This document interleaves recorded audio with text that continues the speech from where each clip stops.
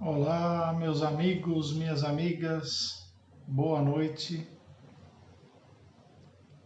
Estamos aqui às 18 horas, quinta-feira, 2 de junho de 2022, para começar mais uma transmissão, um bate-papo pela Casa Espírita Maria de Nazaré,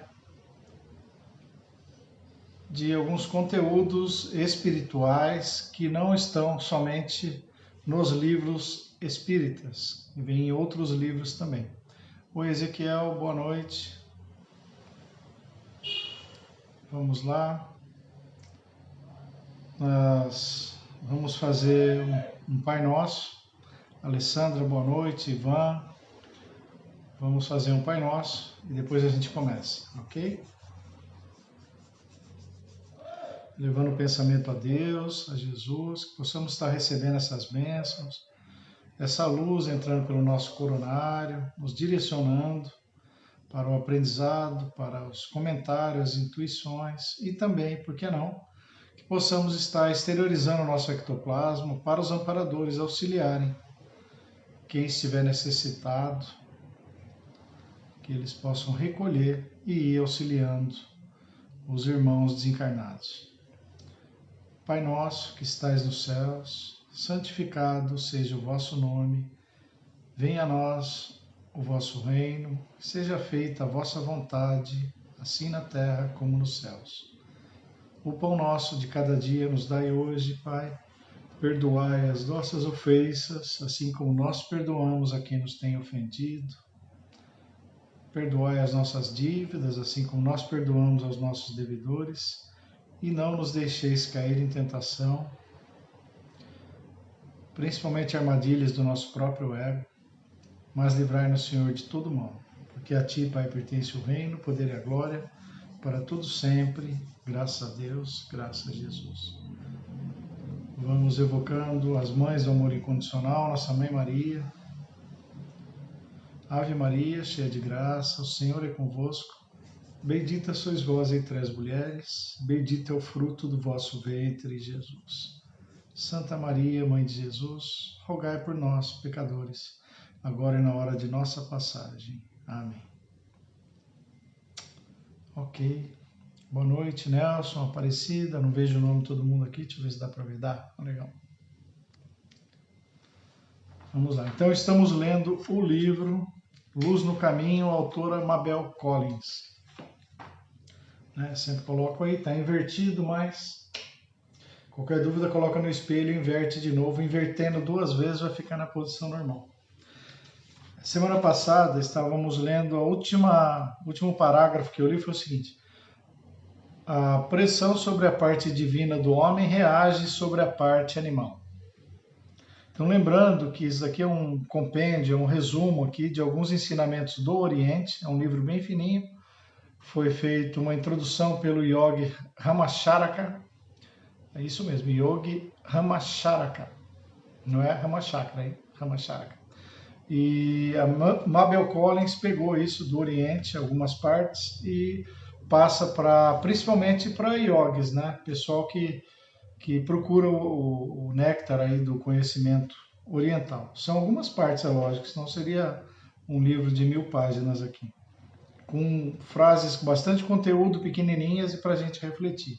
Então, a pressão sobre a parte divina do homem reage sobre a parte animal. Então, a nossa parte animal, dos instintos, do prazer, da vontade, do ego, tudo mais, ela sofre uma pressão da espiritual, nos obrigando, digamos assim, nos fazendo convergir para a evolução. Então a gente tem o dia a dia, né? E a gente sempre fala, oi Brandina, boa noite, Aparecida. A gente sempre fala que a gente tem que viver na Terra sem se contaminar com os ensinamentos da Terra, né? Então é uma coisa bem difícil, é quase como pular num lago sem se molhar, né? Tem que fazer muita coisa aqui. Emília, boa noite. Nós temos que estar no meio da multidão sem se contaminar com as questões tão mundanas. Não tem como fugir de contas, comida, compromissos, tudo mais. Mas a gente não pode se levar só por isso. Tem que ter o foco, né, a mente focada lá na frente, na espiritualidade. Então, tem as provas daqui, tropeça, escorrega, cai de joelho, dá uma cabeçada, uma cotovelada, mas retoma o rumo, né? Lembra que nós vimos na aula passada? Que acontece muita coisa que vai desviando o nosso foco, nas outras também, né? Estamos na página 63. Vamos lá. Então, lembra que nós falamos várias vezes aqui, ó, antes que a voz possa falar na presença dos mestres, ela tem que fazer uma depuração interior, né? Como já disse, eu tiro alguns trechos aqui, não estou lendo. Walter Brasa Silva, fala, seu Walter, tudo bem? Amigo, desde criança. Não leio o livro inteiro, senão vai demorar muito. A gente lê algumas frases principais que eu vou anotando, né? E aí nós vamos comentando, ok? Ó, aqui tem umas anotaçõezinhas, dá uma olhada nos rabiscos aqui. Então vamos lá. Como já disse, estas regras do livro foram escritas para todos os discípulos e para ninguém mais. Então não foi escrito de certa forma para o público normal. Foi para quem está em busca de um conhecimento espiritual, não é para quem está afim de ficar vendo um romance, alguma coisa assim, para algo que tenha conteúdo espiritual. Não interessa a nenhuma outra pessoa. A pessoa já está dizendo isso quando escreveu isso, em 1910, se eu não me engano, né? Agora eu não tenho aqui a data, mas se eu não me engano foi isso. Tá?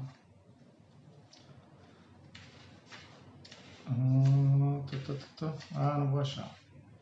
Mas é isso.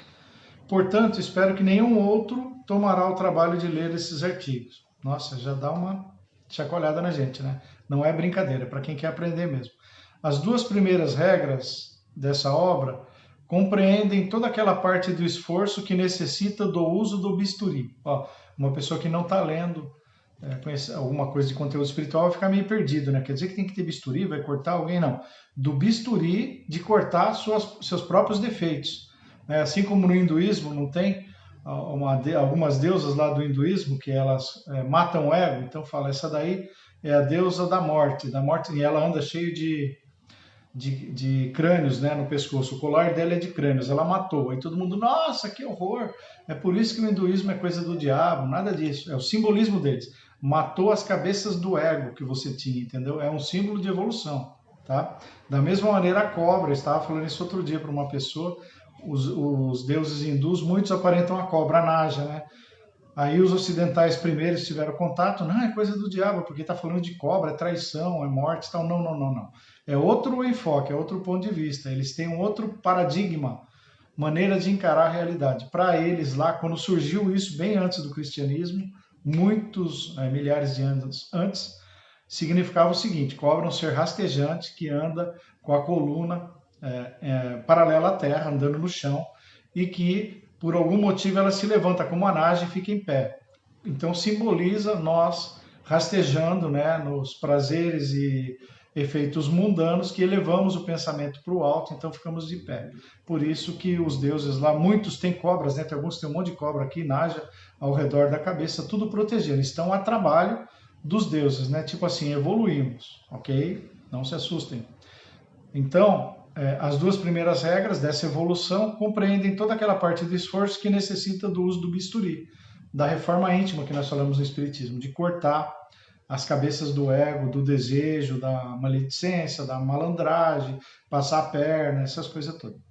Porém, é de se esperar que o discípulo lute com a serpente no sentido do pecado aqui, seu eu inferior, tá?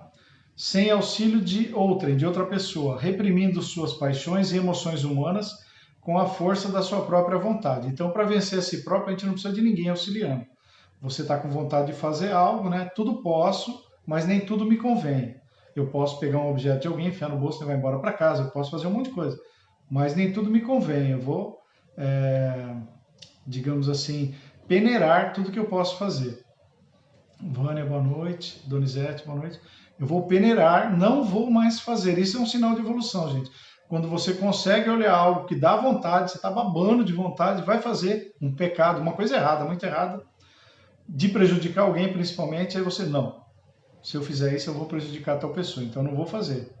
Ah, mas eu estou morrendo. Não vou fazer. Eu estou morrendo de vontade, mas não vou fazer. Eu tenho que conter as minhas vontades, digamos assim, desejos, inclusive de prejudicar o próximo, né? Estou morrendo de vontade de invadir aquele país, porque lá tem muito ouro. Não posso fazer isso. Ah, mas eu vou ficar bem mais rico se eu ganhar dinheiro. Então nós levamos 2.000 anos, 3, 4, 5.000 anos fazendo isso, até que uma hora caiu a ficha. Caramba, não é possível. Já é a 59ª vez que eu caio aqui no umbral, meu lugar está quente ainda, eu caio aqui de novo. Pois é, Ricardo, você errou 59 encarnações, caiu de novo aqui. Quando você vai parar de ficar roubando os outros lá em cima e fazendo coisa errada? Pô, mas não é possível. Volta lá. Então, sim senhor, volta lá e vamos testar tudo de novo, passar nos mesmos testes, provações e ver se a gente consegue passar, né? Mexeu comigo, eu já mandava, todo mundo, eu e vocês, estou dando um exemplo genérico, né? Já mandava degolar se tivesse poder, e pegava, fazia tudo que tinha vontade, enfim. Aí tem que renunciar. Quem não renuncia, digamos assim, não vai para o reino dos céus, não vai evoluir para as colônias superiores, né? Então, porém, é de se esperar que o discípulo lute com a serpente, seu eu inferior, sem auxílio de outra pessoa, reprimindo suas paixões e emoções humanas com a força da sua própria vontade. Não precise ir na farmácia para vencer o seu ego, você tem que se esforçar. É igual fazer abdominal, fazer flexão, é sozinho, tá? Oi, que ótimo. Ok, acho que estou de volta. Estão me escutando, todo mundo aí? Dê um sinal de positivo, porque quando eu estou falando pelo Zoom e entra uma ligação, cai o som. Estão me escutando? Escreve aí para mim, por favor. Sim, beleza. Então vamos lá.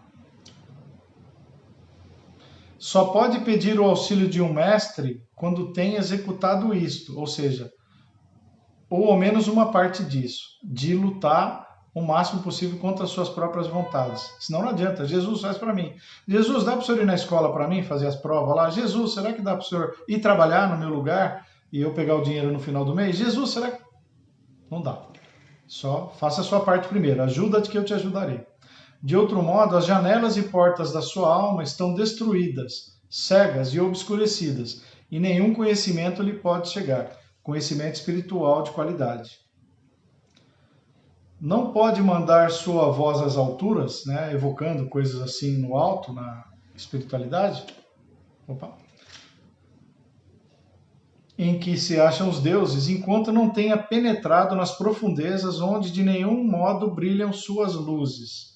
Então você tem que entrar lá na sua escuridão e vencer ela, e sair vitorioso, com uma tocha na mão. Aí você vai poder reivindicar alguma coisa, né? Você não trabalhou o mês inteiro, não tem como você ir na sua empresa e falar, eu quero meu salário. Não, mas você não trabalhou, Ricardo. Volta lá e trabalha, ok? Acha-se entre as garras de uma lei de ferro. Ó que legal, né? É tudo para quem está buscando conhecimento espiritual. Então existem leis imutáveis, leis de ferro. Enquanto você não dominar o seu ego, os seus instintos inferiores, você não vai subir. Não adianta, tá? É uma pedra querendo ficar flutuando em cima no rio. Não vai dar. Lia, boa noite. Não obstante, se pede para ser um neófito, imediatamente se torna um servidor. Olha que legal. Se pede para se tornar um neófito, um aprendiz das leis superiores, imediatamente você se transforma num servidor. Olha que frase bonita essa. Às vezes a gente não pensa, eu quero aprender, eu quero aprender. Eu vivo perguntando isso pro pessoal. E o que você faz de caridade, né? Às vezes a pessoa que pede ajuda, quer passar em apometria e tudo mais, está sendo obsediado normalmente. O que você faz para ajudar os outros? Você está pedindo ajuda, né? Então é mais ou menos assim, com as mãos, ó. Eu quero, mas você faz assim também? Você está dando alguma coisa para alguém ou você só quer? Porque você tem mérito para pedir? Alguém de nós já parou para pensar? Você tem mérito para pedir a Deus? O que eu faço para o próximo ou para Deus para que eu possa ir lá e pedir alguma coisa? O que cada um de nós tem de crédito espiritual? Vamos pensar? Para poder ir pedir? Eu quero isso, eu quero... Ai, Deus, pelo amor de Deus, por favor, à noite. Eu quero. Tá, o que você faz? Vamos ver sua conta espiritual aqui, ó. Aqui, 0. Você não faz nada para os outros, você faz só para você e para sua família. A família é obrigação. Eu diria que a família não é nem o próximo, tá? A família é parte do seu corpo, você tem que cuidar dele. O próximo é aquele que está depois da família, a pessoa que está pedindo comida, que está machucado, que você não é obrigado a sustentar. Aquele é o próximo, tá? Aquele que não vai te dar vantagem nenhuma se você ajudar ele também. Ok, então vamos lá. Acha-se entre as garras de uma lei de ferro, imutável. Primeiro tem que vencer a si próprio, depois quando quiser levar os pedidos a Deus, você tem que estar servindo o próximo. Se pede para ser um neófito, imediatamente se torna um servidor. Quem vai em busca de um atendimento numa casa espírita, ele vai em busca de atendimento para si, não é, gente? Vocês são espíritas aí. A maioria não vai falar, eu quero servir, eu quero ajudar. Ó, a gente vai para buscar ajuda. Eu estou obsidiado, eu estou precisando que tire o espírito de mim, estou desempregado, eu estou brigado com a esposa, com o marido, com não sei quem. Só em busca de auxílio. Ninguém vai falar assim, posso fazer alguma coisa aqui? Posso ajudar? Né? Como a gente diz, sempre brincando. O trabalhador espiritual, na verdade, todo médium, ele vem com uma plaquinha etérea, né? No mundo astral, só que dá para ler. Está escrito aqui no peito, aqui, igual o trabalhador de supermercado. Posso ajudar? Bem no peito, piscando assim, ó. No peito, nas costas e na testa. Posso ajudar? Posso ajudar? Todo médium é assim. Quando não trabalha, agora há pouco estava falando com um rapaz que me ligou de São Carlos. Estuda lá na USP de São Carlos, o rapaz pedindo ajuda. Porque eu estou com mediunidade. Você está fazendo alguma coisa? Eu tenho mediunidade. Você está trabalhando em algum lugar? Não, não. Falou, então já detectamos 50%. Tem mediunidade e não trabalha, já pode considerar 50% dos seus problemas, tá? Depois nós vamos para os outros 50%. Porque os mestres também são servidores. Vou ler a frase inteira de novo, que é muito bonita, tá bom, gente? Ó, não pode mandar sua voz às alturas, fazendo pedidos em que se acham os deuses, enquanto não tenha penetrado nas profundezas onde de nenhum modo brilham suas luzes. Seus pontos negativos, né? Seu ego, sua sombra. Acha-se entre as garras de uma lei de ferro. Só pode ir lá para cima quem está ajudando aqui embaixo. Se pede para ser um neófito, um aprendiz, na trilha do conhecimento da evolução espiritual, imediatamente se torna um servidor. Não adianta só estudar, tem que ajudar o próximo. A escada que nos leva ao próximo, ou o caminho, ou a porta, é o semelhante, ok? É através da caridade que nós vamos chegar lá. E não adianta pagar para os outros, tá? Eu e o Ivan aqui, o Ivan está aí de testemunha, nós conhecemos algumas pessoas que até têm recursos e pagam caro nos recursos, consultam um monte de terapeuta fora de São Paulo, mas ele não muda, ele não trabalha para ajudar os outros. Olha lá a frase do Ezequiel, bonita, Ezequiel. Meu pai trabalha até hoje, eu também. Ajudando o próximo, não guardando dinheiro, né, Ezequiel? Ajudando o próximo, ok? Não obstante, o neófito se torne um servidor, o seu serviço é sublime, ainda que seja somente pelo caráter dos que o compartilham. É sublime para aqueles que você está ajudando. Porque os mestres também são servidores. É ou não é, gente? Olha que interessante, não de vocês parou para pensar nisso, né? Com o poder que Jesus tinha, ele não veio aqui montar um banco. Ele não ficou tirando, fazendo jazida e tirando ouro para armazenar, pedra preciosa. Com todo o poder dele, ele não fez isso. E nós estamos aqui juntando dinheiro, juntando um monte de coisa e esquecendo de ajudar o próximo. Ele só fez ajudar o próximo. O Buda abandonou o castelo, que ele poderia ser rei, ele era um príncipe, para viver na rua ajudando o próximo. São Francisco de Assis o mesmo, adoro falar deles, né? Então quem quer evoluir, desfoca um pouquinho das coisas aqui terrenas. Não estou pedindo para passar fome, não é isso.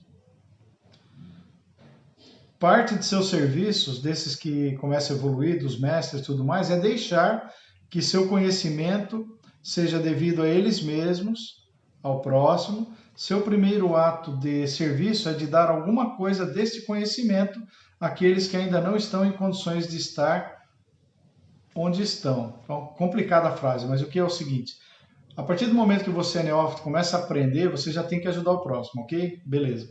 Você não precisa estar na perfeição de 100% para começar a ajudar alguém, ok?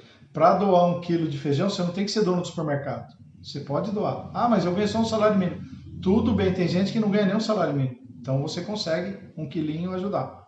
Né? Pensa sempre assim, eu poderia estar desempregado, eu não teria nem um salário mínimo. Hoje eu tenho um salário mínimo, dá para mim fazer algo, ok?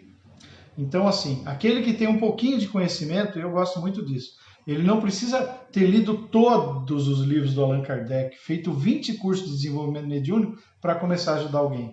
Tem que arregaçar a manga e começar a trabalhar. Vai ajudando aos poucos. Eu não sei fazer a casa, mas eu consigo carregar os tijolos aqui. Posso pegar areia? Posso pegar o cimento? Posso pegar as pedras? Eu vou ajudando, ok? Sempre nós vamos conhecer alguém que sabe um pouquinho menos que a gente possa ajudar. Ok, pessoal? Pensa nisso aí. Não precisa fazer o curso de desenvolvimento mediúnico, não precisa estar incorporando Jesus, Buda, Krishna, nada disso. A gente pode ajudar. Mesmo com pouco, a gente pode ajudar. Tá bom? Isto de dividir o conhecimento não é uma decisão arbitrária imposta por mestre ou instrutor. ou por qualquer pessoa semelhante, por mais divina que seja.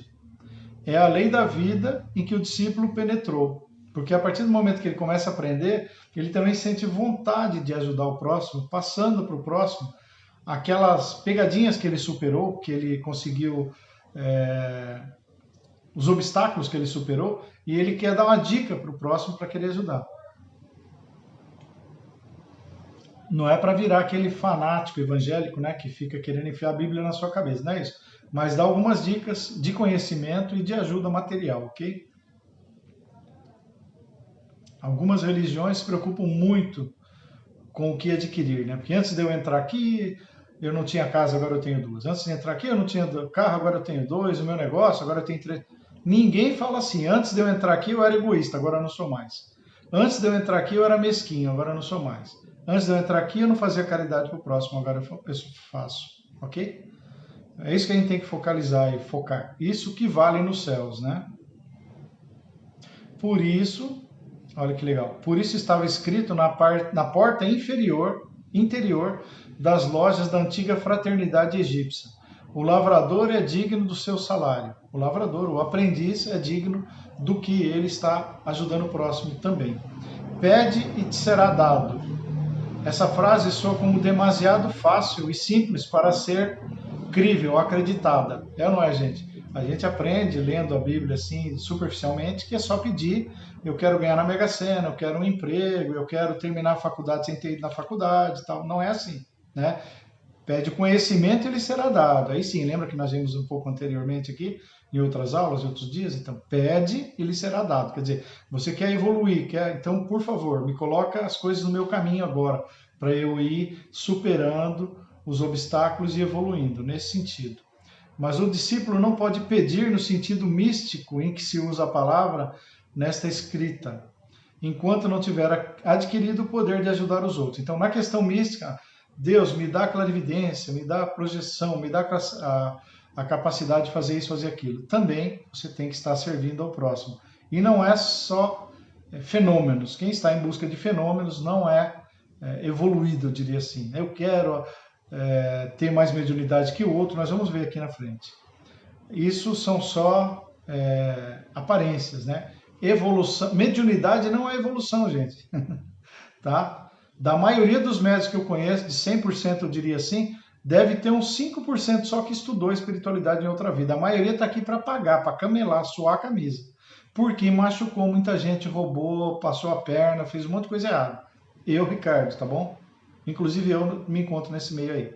Então são pessoas que fizeram mal para outras pessoas. Estão usando a mediunidade para não ter que sentir dor, tá bom? Tá certo?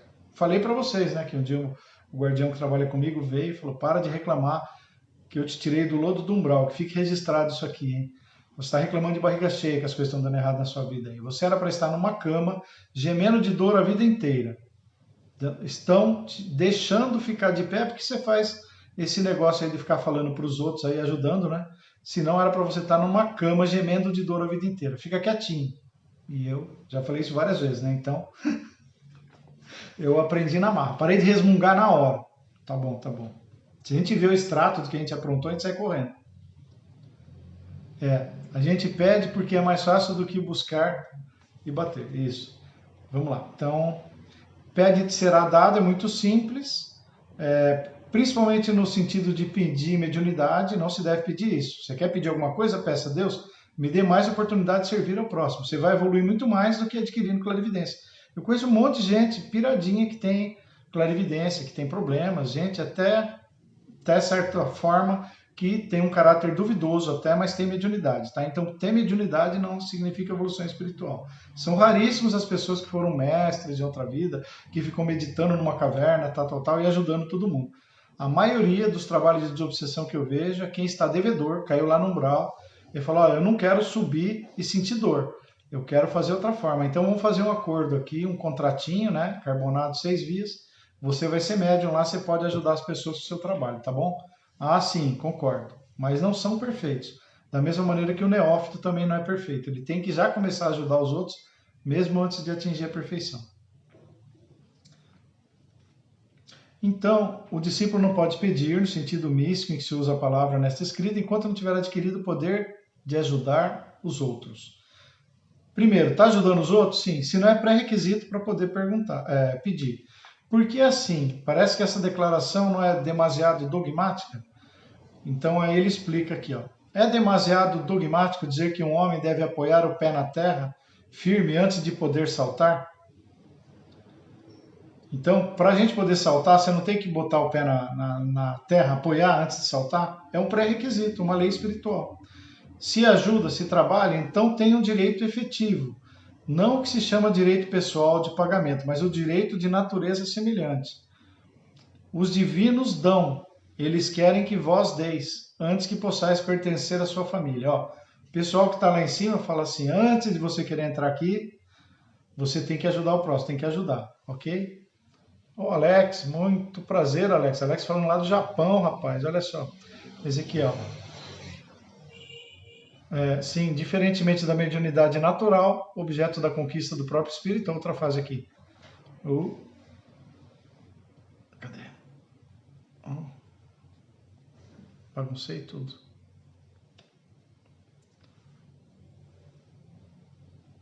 Boa noite, estou aprendendo muito com essa live. Bom, fiz alguma coisa errada aqui, subi muito. Volta lá. Ok, gente? Por que assim? Porque é uma lei de compatibilidade de energias, né? Você tem que apoiar o pé na terra para depois poder dar um salto. Você tem que ajudar o próximo para poder subir também. Se você não apoiar o pé, é bem semelhante. Você não sobe. Não dá para você dar um salto no ar, né? Você tá caindo, aí você quer dar um pulo e subir, não dá. Tem que apoiar em algum lugar. E como que é esse apoio? Ajudando o próximo. É isso que te alavanca a subir espiritualmente. Ajudando o próximo. Se ajuda, se trabalha, ok. Os divinos dão, eles querem que vós deis antes que possa pertencer à família deles, os seres evoluídos. Se está interessado nos fenômenos ou nas meras circunstâncias e acidentes da vida astral, então não penetra em nenhum raio direto do pensamento e objeto evoluído, né? Não faz mais do que existir ali no plano astral, assim como existiu e se divertiu na vida física. Então, e essas lições devem ser aprendidas. O homem que se propõe a entrar na vida do discipulado, do aprendizado espiritual, sem haver aprendido as primeiras e simples lições, de superar a si próximo, de ajudar ao próximo, superar a si próprio e ajudar ao próximo, sempre terá de sofrer por sua ignorância, ok? É por isso que às vezes a gente passa pela mesma prova várias vezes, né? A gente está fazendo algo de errado, certo? Se tivesse certo, a gente teria já atingido o objetivo, né? Uma coisa que está errada não está certa, não é mesmo? Conforme dizia o velho deitado chinês, se está errado não está certo. Se você está fazendo do jeito errado, você não vai atingir o certo, ué.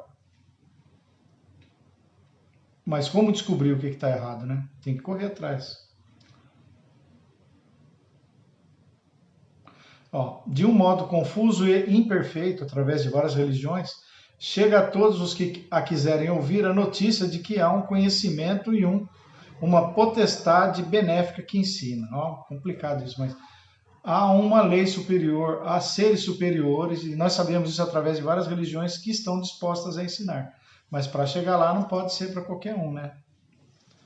A pessoa está roubando um banco e fala, eu quero evoluir espiritualmente, está conquistando povos, matando, eu quero... Não vai dar certo. Um que tentou fazer muito isso foi o próprio Hitler, né? Que ele usava até magia nas hipnoses dele e tal. O símbolo da suástica, né? Tem tudo conteúdo espiritual isso daí. Detém-se. Então, a pessoa que vai entrar nesse apostolado, nesse aprendizado, ele tem que saber que há essa hierarquia de seguir algumas regras antes de poder subir os degraus evolutivos aí.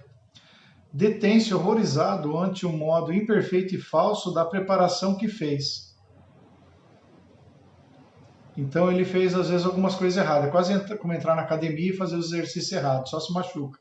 Tem que ter as orientações, tem que seguir as etapas para fazer. Então, depois que ele errou várias vezes, nessa falsa preparação, de querer atingir algumas coisas, vem o desejo de fazer o bem. Aí do nada, plim, ai que vontade de comprar alimentos e doar, que vontade de dar paz, que vontade de... Aí você perde a vontade do Big Brother, perde a vontade de assistir o jogo do Parmeira, perde a vontade de ficar indo no snooker, no pimbolim, jogar bola à noite. De repente, você deu um salto, mudou algo dentro de você. Ok? Aí você fala, isso daqui já não me alegra mais. Eu não consigo ver televisão, meu Deus do céu. O máximo que eu vejo é noticiário, ou quando é um filme, mas só tem bobeira, é só comédia e besteira. Eu não consigo, gente. Não que eu seja evoluído, minha paciência já esgotou, acho. Aí vem a vontade de ajudar o próximo. Aí você sente um prazer danado, né? Não é o que vocês sentem? Quando sai daquele trabalho espiritual, sai do centro espírita, umbandista, apometria, de alma lavada. Nossa, chega morrendo de canseira e sai flutuando. E quando vem o desejo de fazer o bem, esse desejo de ajudar os outros, aí sim vem um certo poder. Que poder? De você estar ligado, digamos assim, a egrégoras boas. Você ter um pouco mais de proteção. Não só desejar fazer o bem, né? Ficar na vontade não adianta, né? O engenheiro que olha, fica com vontade de fazer um prédio e não faz, ele não é remunerado, né? Estou com vontade de fazer um prédio de 20 andares. Fez? Não. Então não adiantou. Tem que fazer. Estou com vontade de fazer o bem. Fez? Ah, então sim. E aí vai ser remunerado espiritualmente. Porque é um desejo puro que sente de ajudar o próximo. Esse poder não pode obter crédito, nem glória, nem recompensa pessoal, levando ao fim. E por isso obtém o poder de o cumprir. O poder de o cumprir, o poder de estar em contato com seres evoluídos. Aí tem um pedação aqui que eu vou ter que ler inteiro, não dá para ficar interrompendo. Tá? Ó, a história de todo o passado, tão remotamente como podemos vê-la, demonstra aqui muito claramente que não há crédito, nem glória, nem recompensa a ganhar nessa primeira tarefa que se dá ao neófito, superar a si próprio e ajudar o próximo. Os místicos sempre foram desprezados e os videntes não foram cridos, não acreditavam. Nos primeiros místicos, desprezados, os videntes não foram acreditados. Aqueles que tiveram também o poder da inteligência deixaram a posterioridade seus escritos, os quais, para a maior parte dos homens, parecem sem sentido e visionários, ainda quando os autores tenham tido a vantagem de falar de um remoto passado. Não é o que aconteceu com muitos gênios aí, gente? O professor Rubens está aqui? Ah, que legal. Eu não estou vendo nada, toda hora me confundo aqui. Seguir adiante. Não é, gente? A teoria da relatividade do Einstein, ele fez isso em 1905. E algumas partes dela foram comprovadas aí entre 5 anos, 7, 10 anos atrás. 2000, de 1905 para 2000 pelo menos, vamos colocar 20 anos atrás. Demorou 95 anos para comprovar algumas coisas. Na época, é visionário, é louco, igual nós estamos trabalhando com a espiritualidade, mas vocês são muito fanáticos, só ficar falando nisso, e tarará. Não estão preparados, não estão preparados ainda, né? Tem um livro do Eric von Däniken, onde ele cita que quando conhecimento científico, ciência da época lá, evolução da sociedade, ele cita quando descobriram a locomotiva a vapor, que foram em alguns estados, em alguns condados, em alguns lugares dos Estados Unidos, para tentar implantar essa ideia lá. Então eles pegavam e aterravam um determinado lugar, ou tiravam as imperfeições, deixava razoavelmente plano, colocava trilho, colocava dormentes, e aí passava uma locomotiva carregando toneladas, porque eram muito mais do que os cavalos carregavam, né? Mas o pessoal, os governadores, com a falta de visão, falavam assim, mas isso é um absurdo, tem um trabalho enorme desse, o cavalo anda na terra e carrega do mesmo jeito, para que ter que nivelar, colocar pedra, colocar dormente? Mas aí o trem carrega o equivalente a 1000 cavalos, né? Faltou visão, né, meu amigo? Mas isso acabou pegando, né? Por mais que eles não tivessem preconceito, num lugar não pegou, no outro pegou, não pegou. Aí foram vendo as vantagens e foram mudando, né? Da mesma maneira, eletricidade. Para que eletricidade? A vela já ilumina. Para que fazer isso? Entendeu? Sempre tivemos obstáculos e as coisas vão acontecendo. Tem pessoas que têm obstáculos à apometria, não é mesmo? Ezequiel, o Rubens, professor Rubens, nós sabemos disso, né? Trabalhei numa casa que não estava muito afeita à apometria. Então, cabe ao momento de cada um se vai aproveitar essas mudanças que vem vindo ou não.